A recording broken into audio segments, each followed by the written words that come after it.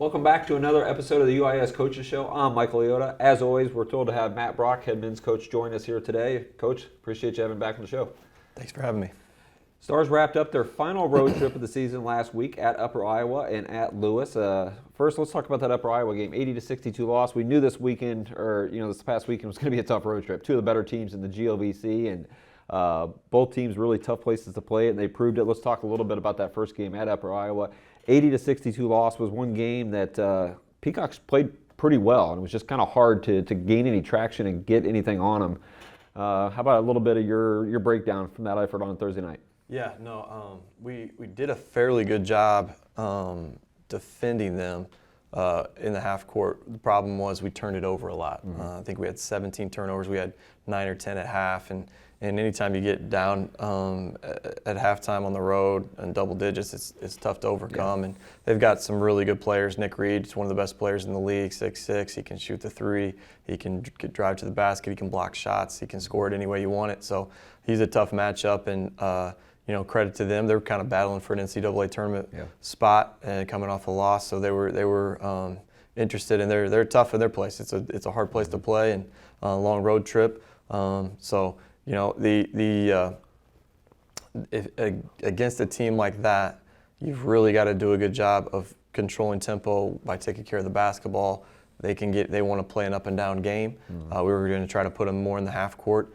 We did not shoot the ball very well and turned it over, so it's a bad combination. Yeah, you talked about the turnovers. I think in the first half, 10-3 was the turnover margin, and while you may be able to overcome that at home, certainly on the road against a good team, tough to overcome, and like you said, tough to get over a 15-point halftime deficit with that. Looking forward to the next game at Lewis.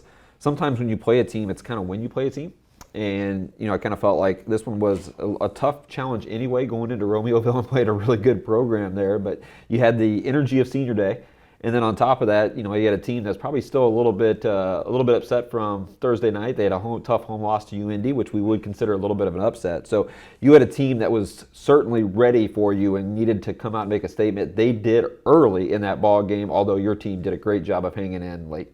Yeah, no, we you got to play somebody's senior day typically, and we drew them, and they have a lot of seniors. They got a big senior class and some really good players, and I think they had lost 3 in a row at home going into that game.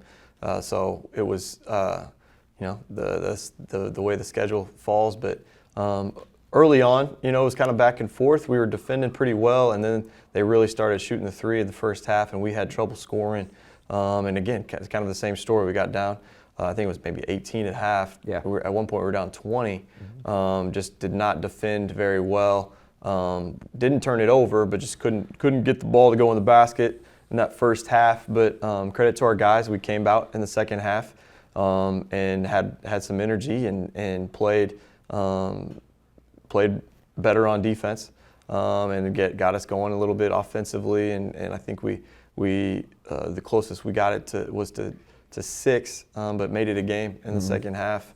So just shows the character of this team. We didn't roll over at halftime, but some positives from that game. We only turned it over 3 times, and we defend really well in the second half before we were really aggressive in the traps late, and they kind of got some run out buckets on us. But like I said, the GLVC is no joke. You go on the road anywhere, it's tough. And you got teams like Upper Iowa and Lewis, who were both in the region rankings last week, fighting for those at-large spots, fighting for conference tournament spots. So it's a battle. There's just no off nights in our league. So you got to be ready to go, and you got to be even sharper on the road than you are at home. Yeah, no doubt. Like we've seen it all year. The margin for error on the road is very tough. You can't have a bad 4-minute stretch, a bad first half. Just impossible to overcome. Well, Coach, we have final homestand coming up this weekend. William Jewell and Rockhurst. This week's probably got to be a little bit bittersweet, a little special for you. We've got a senior class that we're going to be honoring this weekend, of course, for their terrific achievements across the board here at UIS. But for you, it's got to be really special because this senior class, whether or not it's been a 5-year, 1-year, 2-year, 3 or 4 year, in your 6 years, there's always been a touch point with some of these guys in there. So if you can, talk a little bit about what this week means to you and kind of what this senior class across the board means to you and is meant to UIS.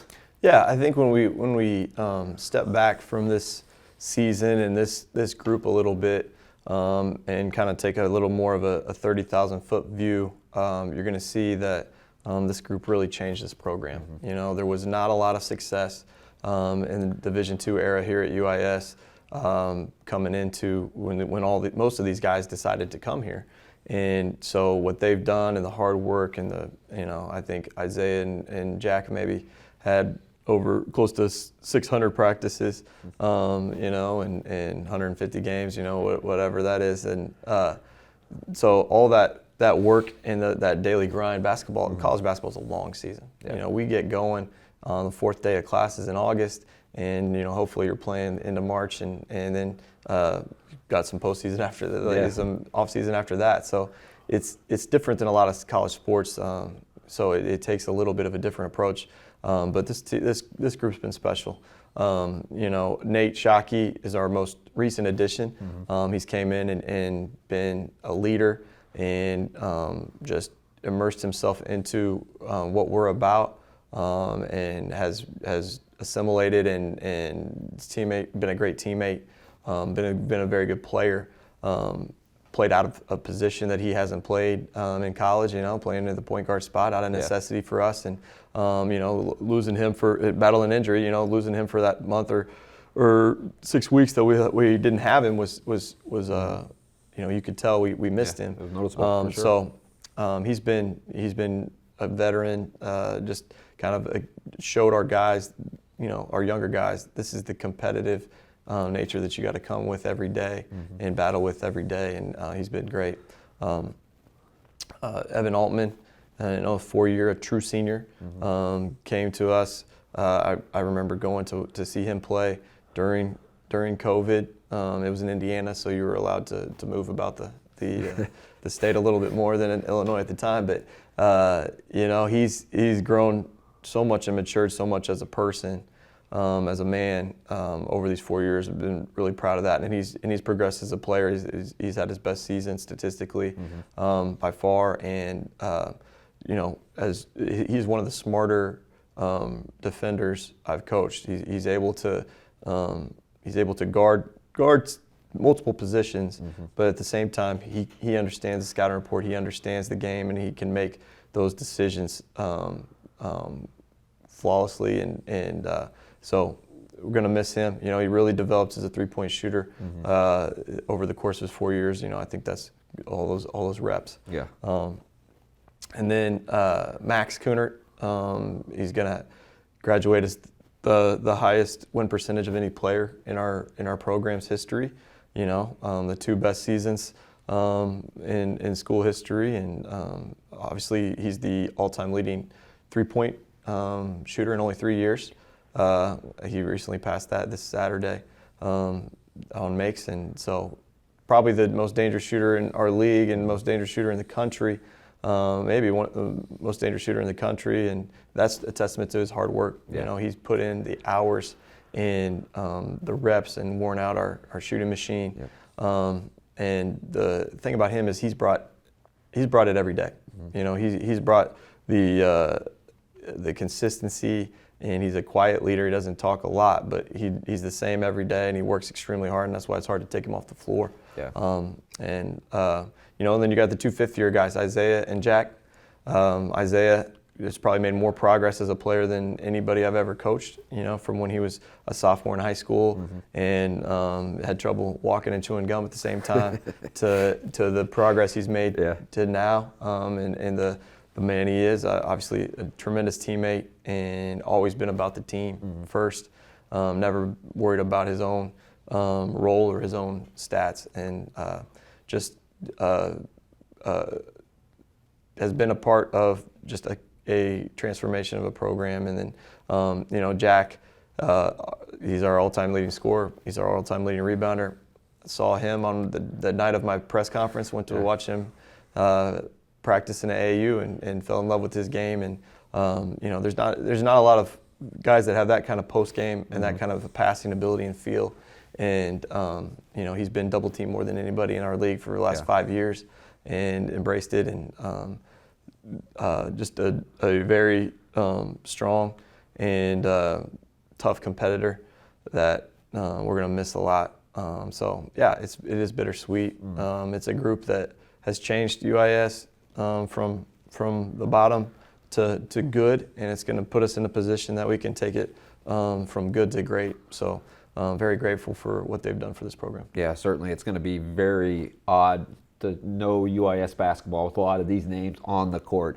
Let's shift to off the court, though. We know what these guys have done on the court. Let's talk a little bit about these guys off the court, because what's paramount to you and your program and your culture is making sure that over your course of whether or not it's 1 year or 4 years or even 5 years with these guys, that you develop in great young men. So when they leave UIS here, right, they're going to be distinguished alumni and go out and be successful in the world. I know that's important to you. Tell us a little bit about this group off the court and what makes them so special, and maybe a couple stories about how much they've grown just as men, more so than anything else. No, I think academically, they've been really strong. We're going to have 7 degrees at the spring after this for these 5 guys total. So they've done a tremendous job in the classroom. Some of them have shown a lot of growth in the academic side of things. In the community, I think, you mentioned it's going to be weird to not have these guys. Jack, because he's been around so long, and Max, those two have been just been able to connect really well with kids in the community, whether it's been at basketball camp or whether it's just been at games. And I know they do some refereeing on the weekends in some different places. But, I think both of those guys, and our other guys too, they have that ability to connect with the younger players. And, I know from my own kids, having those guys as role models, I feel good about it. Because I can talk about, how those guys operate, and, the way Jack takes care of his body and his nutrition, and the way Max works, and he's in the training room getting prepared, and he's in the gym getting extra shots all the time. And they're good teammates, you know what I mean? And that's the thing we want to teach through sports, I think, is being a good teammate, because that's going to help you in life. When you're with your family or with your professional career, you're going to be a part of some teams, and it's important to be a good teammate. But it's when the guys go from 18 years old to 23 years old, and you see that maturation process, you feel good about it with this group. And we've been through a lot. We've been through COVID.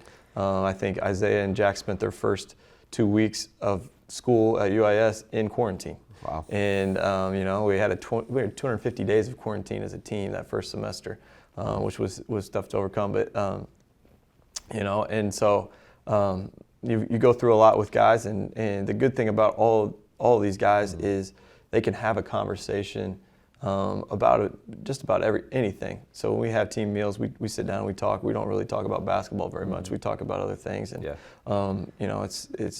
they're well-rounded men, and proud of them, and they're gonna move on to be great husbands, great fathers, great community members wherever they go. Yeah, absolutely. And I thought you put it really, really well. We're not just going to miss them on the court. There's so much other impacts, and they've kind of put themselves in position as role models and really good men, and certainly going to miss them. And this weekend, of course, we're going to have senior day on Saturday, and final homestand from this.